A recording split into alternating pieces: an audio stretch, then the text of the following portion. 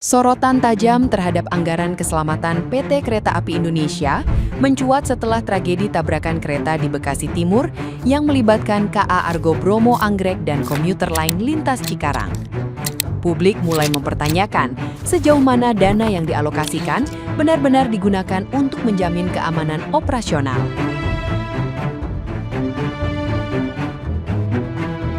Di tengah meningkatnya frekuensi insiden, muncul kekhawatiran bahwa investasi pada sistem proteksi otomatis, modernisasi sinyal, hingga pelatihan darurat belum menjadi prioritas utama dalam pengelolaan transportasi massal tersebut.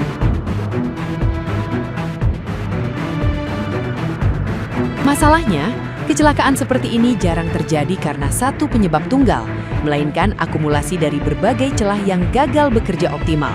Mulai dari keterlambatan komunikasi, lemahnya proteksi sinyal, hingga minimnya pengamanan perlintasan menjadi perhatian serius.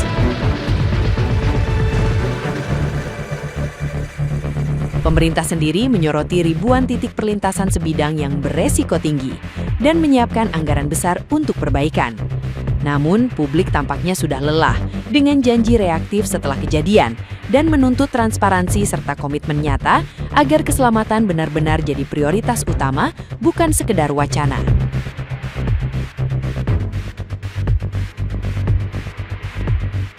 Nah, gimana nih menurut netizen yang terhormat?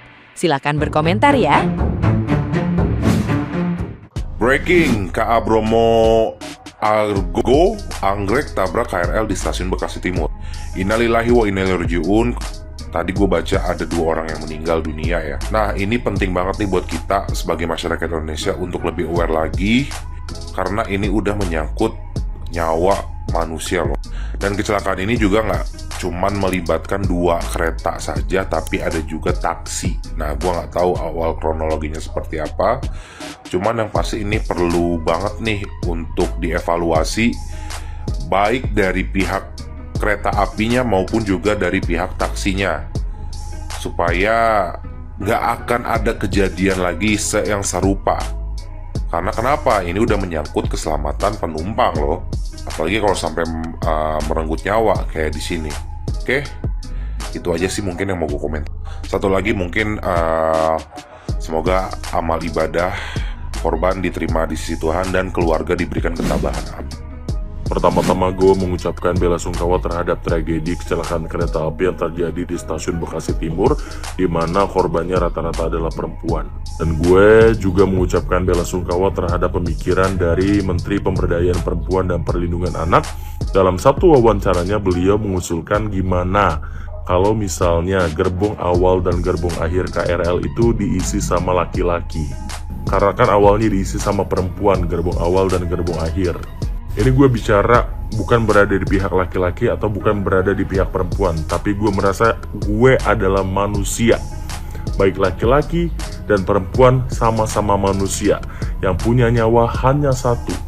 Kita bukan Mario Bros yang punya nyawa dari sundulan jamur.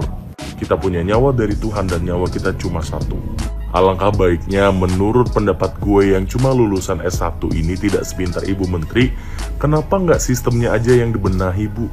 Bukannya nuker isian gerbong kereta, bukan, Bu.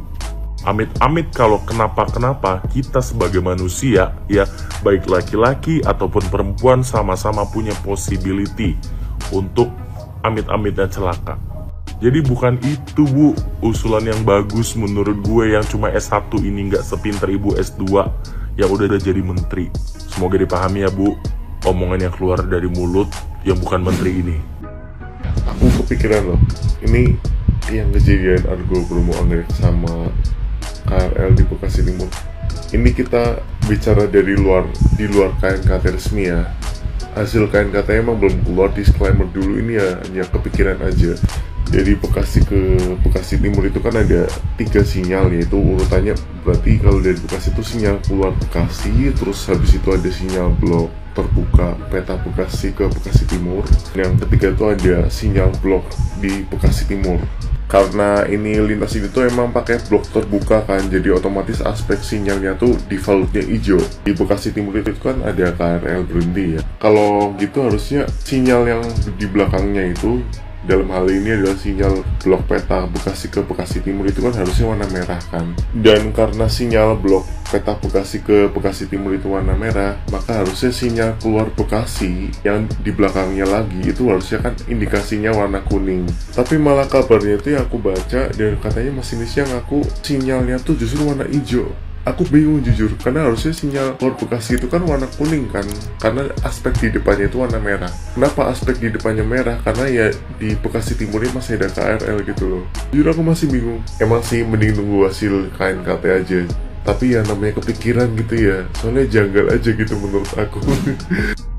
Oke teman-teman, jadi ini adalah update dari kecelakaan kereta api yang terjadi tanggal 27 April 2026. Sementara ini yang gue dapet itu ada 38 korban yang sudah dievakuasi dan juga ada 4 korban meninggal dunia. Mudah-mudahan korban tidak makin nambah ya teman-teman ya. Jadi kronologinya itu yang setelah gue baca ya, sebelum kereta itu nabrak kereta lain, kereta yang di depannya itu udah nabrak taksi duluan. Otomatis kereta yang nabrak taksi itu akhirnya berhenti. Nah itu dihantam lagi dari belakang gitu loh. Yang bikin nyesek itu pertama gerbong wanitanya. Terus ini kan kebanyakan orang kerja, pulang kerja gitu loh. Udah pasti keluarganya nunggu kan. Ya pastinya kita akan update terus kabar soal ini. Jadi kalau teman-teman juga mungkin ada temennya atau mungkin saudaranya, kita nggak tahu ya. Kita sama-sama doa semoga korban nggak makin nambah. Siapa tahu mungkin teman-teman pengen nyari informasi di kolom komentar, kalian bisa tulis komentar kalian ya. Dan pastinya kita turut berduka cita untuk korban yang meninggal. Semoga amal ibadahnya diterima di sisinya. Gue tuh ngebayangin keluarga yang nunggu gitu loh. Coba deh kalian tulis di komen deh ya. Terjadi kecelakaan KRL ditabrak kereta api Argo Bromo Anggrek di Bekasi Timur. Gerbong wanita dilaporkan hancur. Penumpang ada yang kejepit dan sampai sekarang belum jelas jumlah korban berapa, yang korban jiwa maupun korban luka-luka.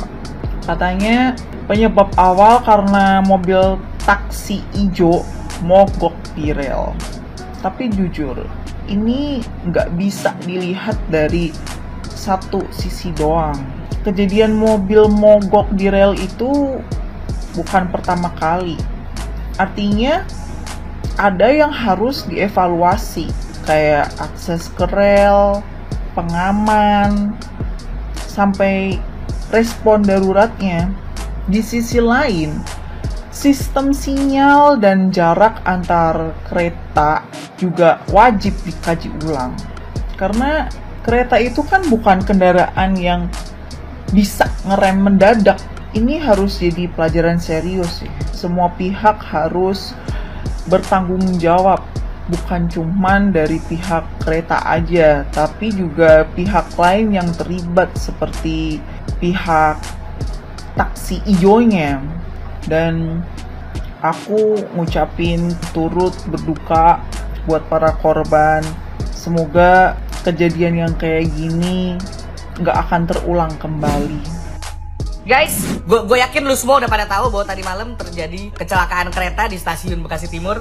Gue tidak akan menampilkan fotonya, gue tidak akan menampilkan videonya untuk menghormati para korban dan keluarga. Dan by the way, info terakhir yang gue dapat, update terbaru dari kecelakaan di Bekasi tadi malam, terdapat 14 korban jiwa dan 84 luka-luka. Ya sebelumnya gue mengucapkan turut berduka cita untuk para korban dan keluarga yang ditinggalkan. Nah tapi di sini gue pengen fokus sama kronologinya. Nah berita yang gue dapat itu ada dua versi. Antara si taksi hijau ini menerobos palang, atau yang kedua dia mogok tapi nggak tahu menerobos palang atau enggak. Tapi intinya kejadian naas ini terjadi diawali oleh adanya si taksi hijau itu di tengah-tengah rel kereta saat kereta akan lewat. Dan yang sangat bikin gue kesel di sini, taksi hijau sudah mengeluarkan pernyataan resmi. Nih kalau lo mau baca, lu lihat tidak ada permintaan maaf. Dan dari yang gue baca, pernyataan ini kayak nggak ada rasa berbelasungkawa, kayak nggak ada empatinya, tuh nggak?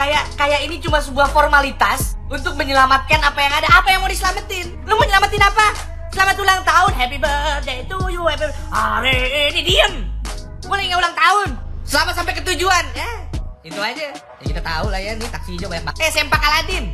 Mau sengaja atau enggak, tragedi ini bermula gara-gara ada taksi lu. Kalau taksi lu nggak di situ, nggak ada kejadian ini. Dan faktanya adalah kejadian ini menimbulkan korban, menimbulkan kerugian.